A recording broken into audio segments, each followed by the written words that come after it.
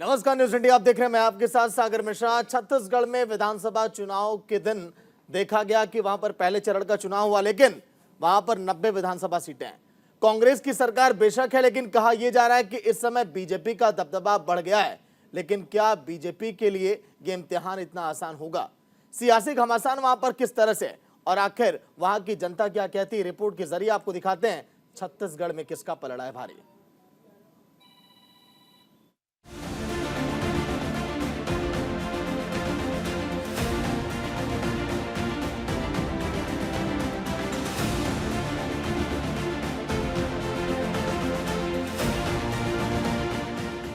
देश के 5 राज्यों में विधानसभा चुनाव का बिगुल बज चुका है। 7 नवंबर को मिजोरम की 40 सीटों पर और छत्तीसगढ़ के पहले चरण के तहत 20 सीटों पर मतदान हुआ। इन 20 सीटों पर चुनाव लड़ रहे प्रत्याशियों की किस्मत ईवीएम में कैद हो चुकी है। छत्तीसगढ़ में इन 20 सीटों पर करीबन 70.87% मतदान हुआ और दूसरे चरण में 70 सीटों पर 17 नवंबर को वोटिंग की जाएगी, जिसके नतीजे 3 दिसंबर को सामने आएंगे। 3 दिसंबर को छत्तीसगढ़ में किसकी सरकार बनेगी और जनता किसे सत्ता की कमान सौंपेगी, ये भी साफ हो जाएगा।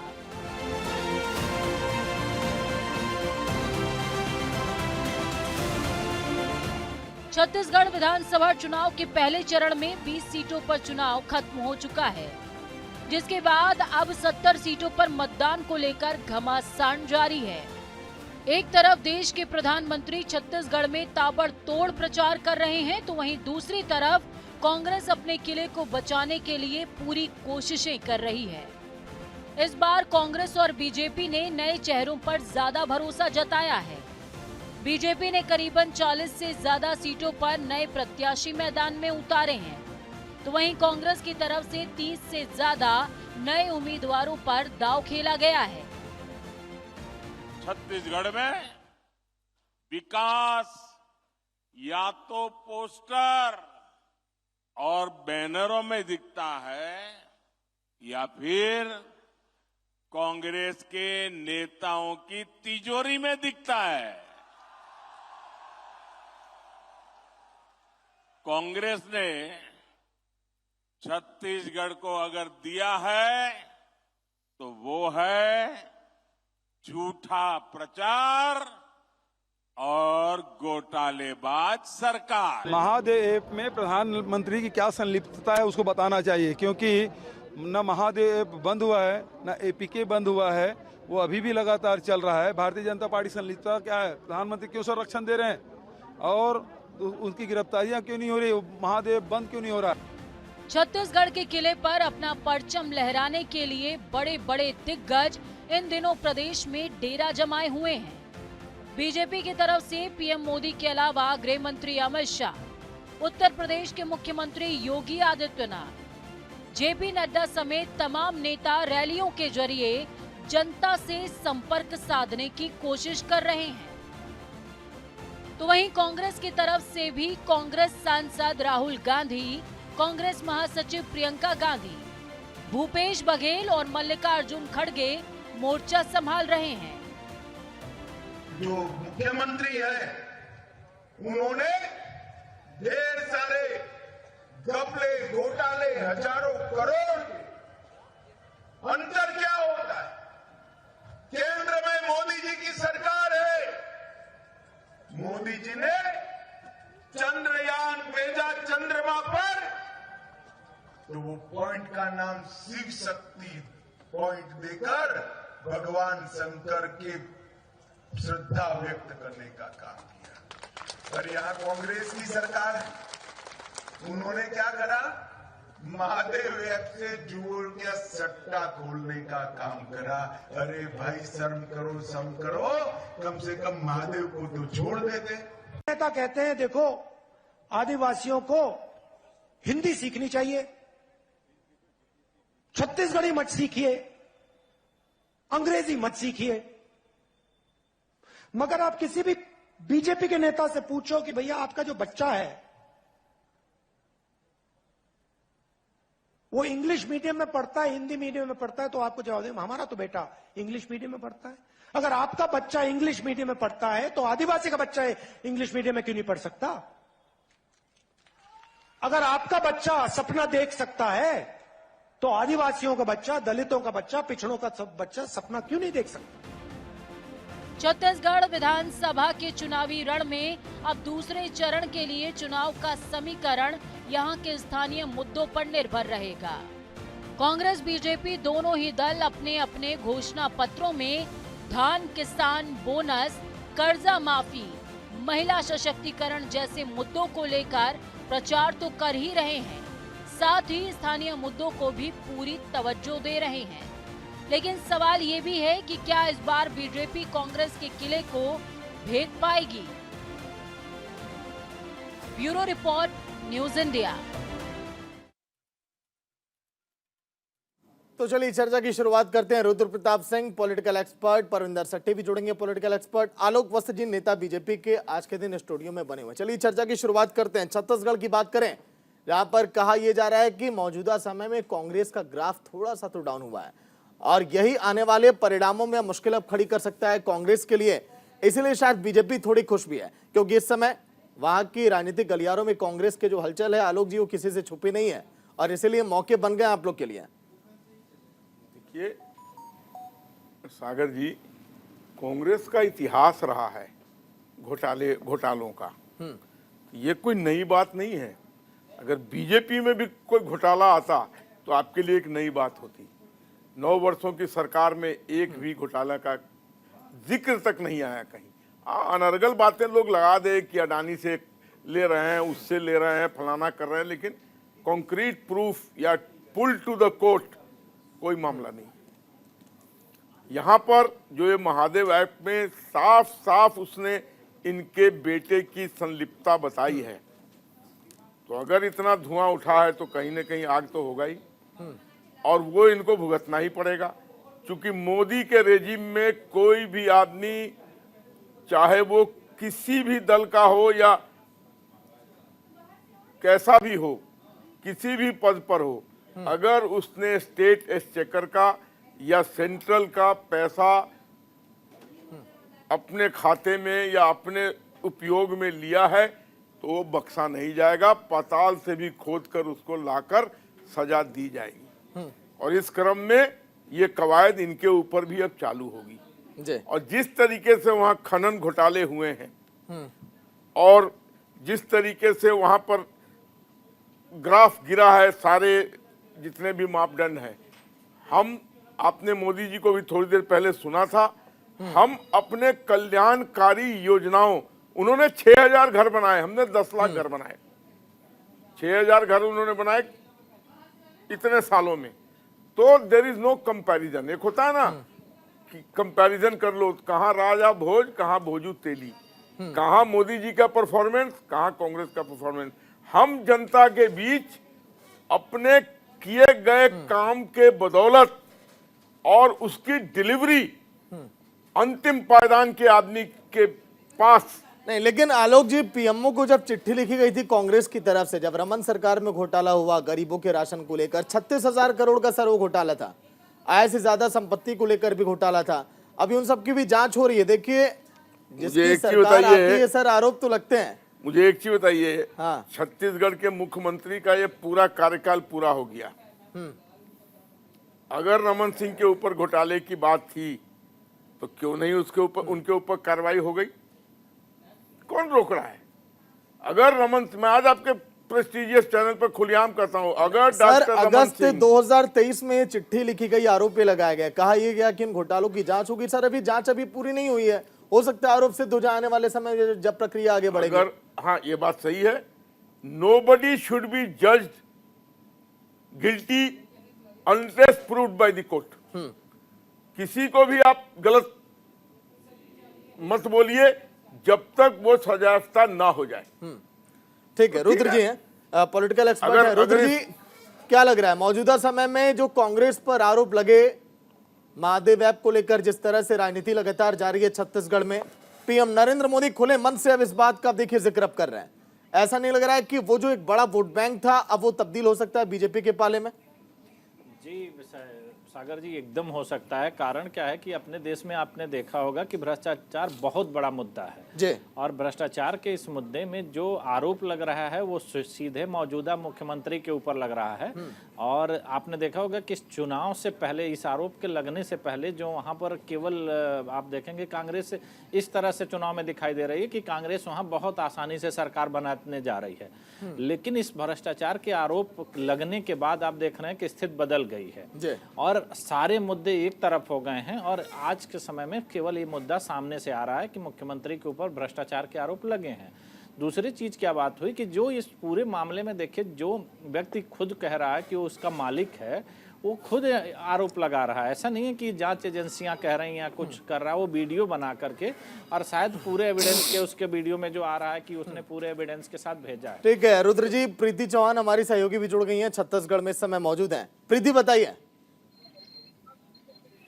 छत्तीसगढ़ के रायपुर 20 सीटों पर चुनाव हो चुका है। 70 सीटें अभी भी बाकी है और जहां मैं खड़ी हूं इसे यहाँ का मरीन ड्राइव कहा जाता है।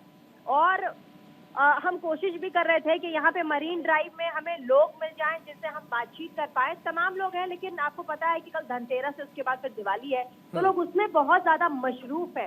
फिर भी हमने कुछ पॉलिटिकल जो यहाँ के प्रवक्ता हैं उनसे बातचीत करने की कोशिश की, वो आए भी है, तो उनसे हम एक बार जान लेते हैं कि फिलहाल जो चुनावी रुख है वो कहता क्या है। तमाम लोग हैं यहाँ पर। सबसे पहले आपसे शुरुआत करते हैं। आपका नाम क्या है, कौन सी पार्टी से? देख के लग रहा है कांग्रेस पार्टी से। नाम क्या है आपका?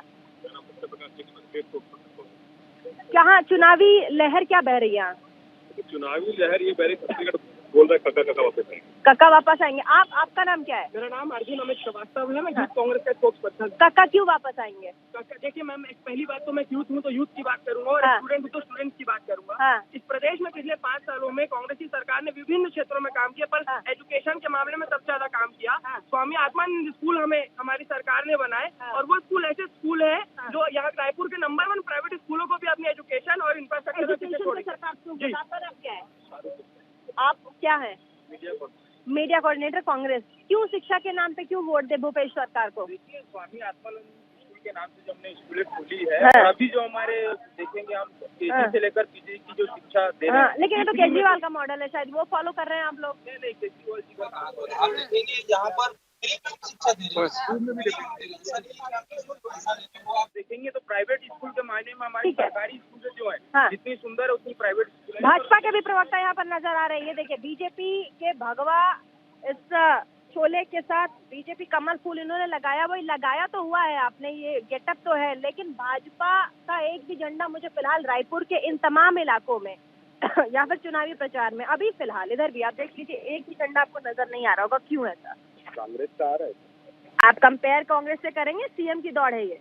मैं कंपेयर नहीं कर रहा हूँ, मैं बता रहा हूँ ये यहाँ पर प्रमुख मार्ग है। अगर आपको रायपुर में झंडे देखने हैं और प्रसार देखना है तो आप रायपुर की गलियों में उतरे, बाजारों में उतरे, वहाँ आपको चुनावी माहौल जरूर दिखेगा। पूरा माहौल भाजपा के पक्ष में है, पूरा वातावरण भाजपा के पक्ष में है, क्योंकि पिछले 5 साल में जो इन्होंने वादे किए थे सबको लिपापोती करके इन्होंने जनता के बीच प्रस्तुत किया है। जैसे कि बेरोजगारी भत्ते की बात कर लेते हैं अगर, तो इन्होंने कहा था 10 लाख बेरोजगार युवाओं को बेरोजगारी भत्ता दिया जाएगा। आवेदन और रजिस्टर्ड करके 18 लाख बेरोजगार हुए। उसमें ऐसे नियम कायदे कानून थोपे इन्होंने, आज 1 लाख युवाओं को बेरोजगारी भत्ता मिलता है। मैं पिछले 15 दिन से सभाएं ले रहा हूं, बहुत सारे युवाओं से परिचय कर रहा हूं, बात कर रहा हूं, तो उसमें लगभग 25,000 युवाओं से मैं मिल चुका हूं, जिसमें एक भी युवा ऐसा नहीं है जो बोलता हूं मुझे बेरोजगारी भत्ता मिलता है। मुझे तो आज ये शंका होने लगी है कि इन्होंने एक योजना लाई थी, राजीव युवा मितान क्लब योजना, क्या ये बेरोजगारी भत्ता भी उन्हीं का पेट पोषने की योजना है? कांग्रेसियों को पैसा देने की योजना है? इस प्रकार की योजना ला के। आपका नाम क्या है? कौन सी पार्टी से? भाजपा का प्रदेश प्रवक्ता। कहाँ देखते हैं बीजेपी को इस बार विधानसभा चुनाव में? मैं बहुत अच्छे स्तर पर देखता हूँ, पूरा हमारी सरकार आने वाली। लोग यहाँ चर्चा क्यों नहीं कर रहे? आम आदमी विधानसभा चुनाव के लिए बहुत उत्साहित क्यों नहीं नजर आ रहा? क्या कहाँ क्या चूक है? उत्साह उनके मन में है, शारीरिक रूप से वो मतदान 17 तारीख को करेंगे और 3 सितंबर को परिणाम भाजपा के पक्ष में आने वाली। लोकल कौन से मुद्दे हैं जिन पर बीजेपी चुनाव लड़ रही है? लोकल मुद्दे, छत्तीसगढ़िया मुद्दे। बात करूँ तो आपने शराबबंदी कहा था, शराबबंदी लागू नहीं कर पाए। आपने कहा था कि आप जो है ग्रामीण क्षेत्र में 5 सदस्य परिवार को घर देंगे। मैं बताना चाहूंगा पूरी प्रामाणिकता के साथ आदरणीय टी एस शेरी जी वर्तमान में डिप्टी सीएम है, अपने महत्वपूर्ण विभाग से चार्ज कर दिया था और कहा था कि 8 लाख लोगों को घर नहीं मिला। जब सरकार के मंत्री स्वयं घर से आप पत्र दे रहे हैं और आवास नहीं दे पा रहे, स्वयं स्वीकार कर रहे हैं, सरकार ठीक है। बीजेपी वाली जो बोल रहे थे सहमत है?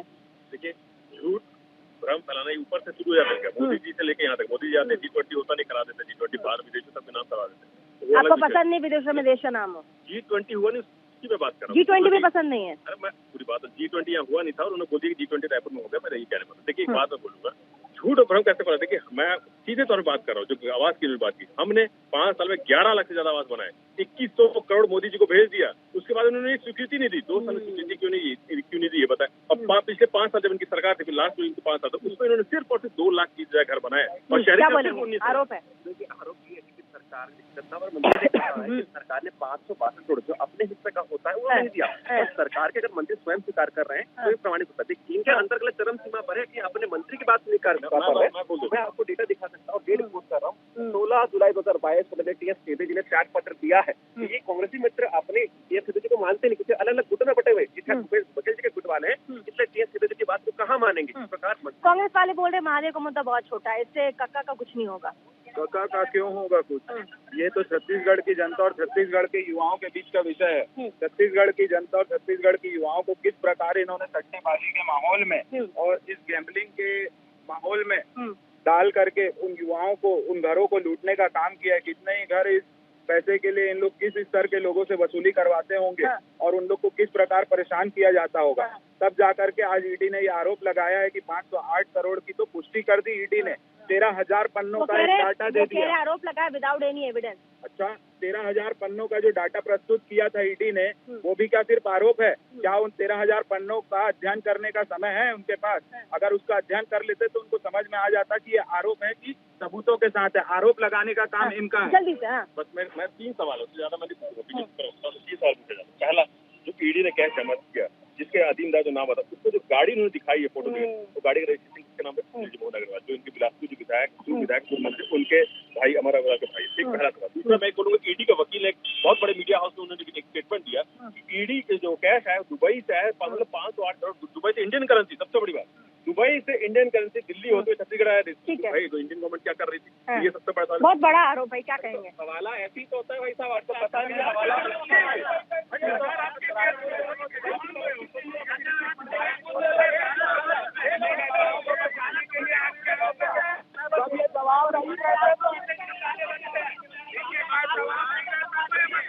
ईडी को समझ रही है, इनके पास जवाब नहीं है, इनके पास कोई जवाब नहीं है।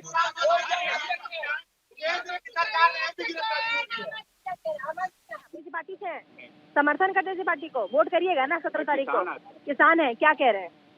ये कांग्रेस वाले जो बोल रहे हैं ना अभी महाधियोग के बारे में, है ना, झूठा प्रचार कर रहे हैं। इन लोगों को तो कोई भी एजेंसियां हैं भारत में, इन लोगों को विश्वास ही नहीं है। अच्छा, है ना? आपको विश्वास है? मेरे क्यों विश्वास नहीं रहेगा? अच्छा। इतने बड़े ये का विश्वास नहीं रहेगा।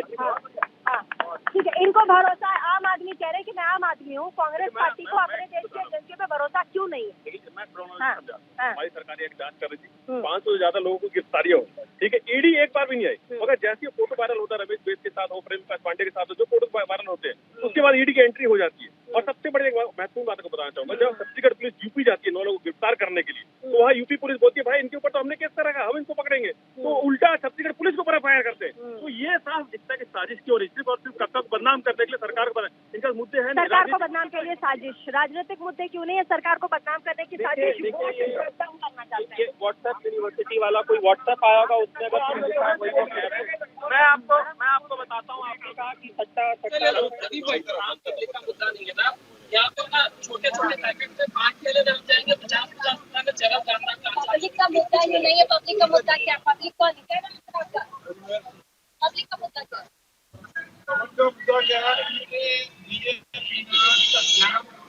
बढ़िया, बहुत बढ़िया, बहुत बढ़िया।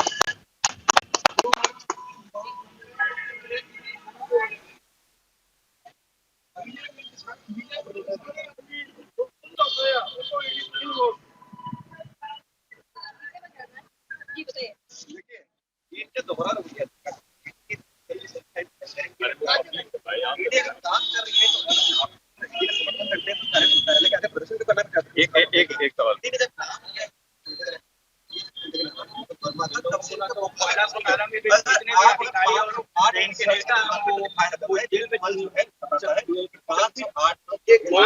सा नेता कौन सा नेता बताओ, कौन सा नेता नाम बताओ, कौन सा? देखिए मैं एक चीज मैं एक सवाल बस पूछा था, जो कोरोना काल से 5 किलो अतिरिक्त बंद हो गया,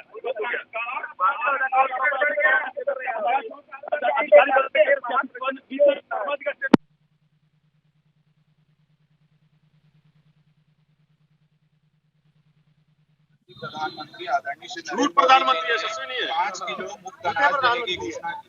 2 करोड़ 100 दिन में महंगाई, काला धन लेके आएंगे, 15-15 लाख देंगे।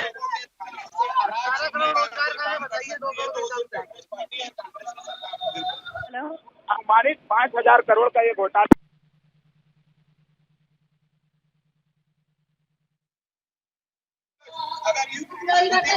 परिवर्तन यात्रा कितना परिवर्तन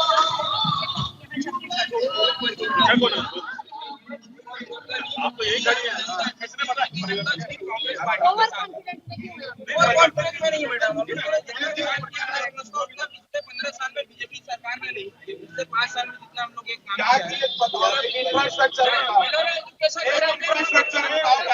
हर वर्ग के लिए गिरा था। किसानों के लिए इन्होंने छला के 21 तो देंगे, मगर हमने 25% चालू कर दिया। हमने शिक्षा की बात की, स्कूल बंद किए, 300 इन्होंने बंद किए, हमने 700 ज्यादा स्कूल खोले। युवाओं की बात करें तो इन्होंने रोजगार नहीं दिए, बेरोजगारी में 22% था, हमने 1% कम है बेरोजगार, हमने कम किया। महिलाओं की बात करें तो अपराध सब 3रा नंबर पे, छत्तीसगढ़ से आज 15 नंबर पे, और सबसे समूह पहला खतरा केवल कांग्रेस पार्टी की जाती है। आपने कहा अभी आम आदमी वोट वही करेगा, बोलिए। मैं सबसे अनियमित कर्मचारी बोल रहा हूँ। प्रदेश में लगभग 7 लाख से अधिक अनियमित कर्मचारी हैं। अनियमित कर्मचारी हैं आप? क्या कहते हैं? कांग्रेस ने सत्यम आने को हमसे कमिटमेंट किया था कि हमारी सरकार आएगी 10 दिन में आपको नियमित करेंगे, लेकिन 5 साल से अधिक समय होने के बाद भी सरकार कांग्रेस ने हमको नियमित नहीं किया। 5 साल से अधिक समय होने के बावजूद भी सरकार ने उन्हें नियमित नहीं किया है। आम आदमी में अनियमित कर्मचारी है, बताइए। जो कर्मचारी है, देखिए मैं उनकी बातों का सम्मान करता हूँ, नहीं, क्यों नहीं किया, क्यों वोट कर रहे हो? हमारे घोषणा पत्र में था कि जो जहाँ रिक्त पद होंगे वहाँ भर्ती की जाएगी। ठीक, फिर भी हमारी सरकार संवेदनशील सरकार है, सबके बारे में सोचती। हमने 3 साल इन्होंने पूर्ण किए, हर विभाग में समिति प्रक्रिया शुरू कर दी, पहली बार। दूसरी बात, और वही मैं बोल रहा हूँ, देखिए सबसे बड़ा जनवरी में सुप्रीम कोर्ट का आदेश आता है कि जिसके पास नियुक्ति पत्र नहीं है उसको आप नियमित नहीं कर सकते। तो नियुक्ति पत्र कौन नहीं दिया ये बताया। हमने जब डाटा मंगाया तो रुकावट वही हुआ ना, ये 15 तक क्यों नहीं कर पाए। डाटाओं का खेल खेल के इनको अपने वादों से मुकरना बखूबी आता है। इस प्रकार इन लोग यहाँ पर अभी कुछ महीने पहले की बात है, चुनाव से पहले 50,000 स्वास्थ्य कर्मी धरना स्थल पर धरना दे रहे थे। ये इनकी सरकार और इन लोगों की मानसिकता थी कि उन लोग का ऑर्डर निकाल कर उनके खिलाफ कार्रवाई की जाती है कि स्वास्थ्य के ढांचे में तकलीफ हो रही है। जोर से बोलिए, बहरी सरकार है, सुनाई नहीं देती।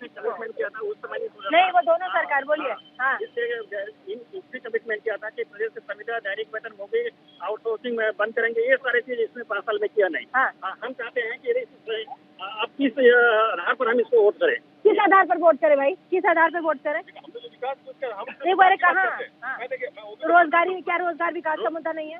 रोजगार विकास का मुद्दा है, रोजगार में क्या रोजगार को हम विकास से जोड़ के नहीं देखते? वही तो मैं बोल रहा हूँ ना, विकास आप देखिए, तो मैंने बताया आपको। हर एक सबसे बड़ा उदाहरण मतलब नीति आयोग रिपोर्ट को देती है कि 40 लाख तो गरीबी रेखा से ऊपर आए, तो कुछ तो हुआ होगा ना छत्तीसगढ़ में। पिछले 15 साल में 400 लोग भी गरीबी रेखा से ऊपर नहीं आती, नहीं है। देखिए मैं बता रहा हूँ, नीति आयोग सही है, रिपोर्ट बिल्कुल सही है, लेकिन वो केंद्र सरकार की नीतियों के चलते यहाँ के लोग बात करें राजधानी की बात और ये बात वादे पूरे हुआ क्या?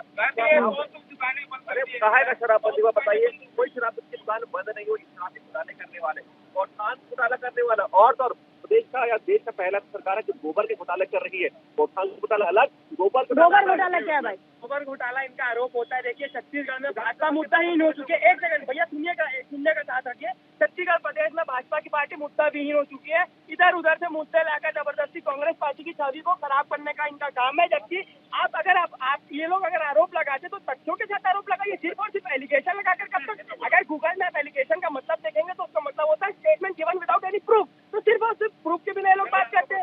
आप बताइए विधानसभा के पटल पर मंत्री कहते हैं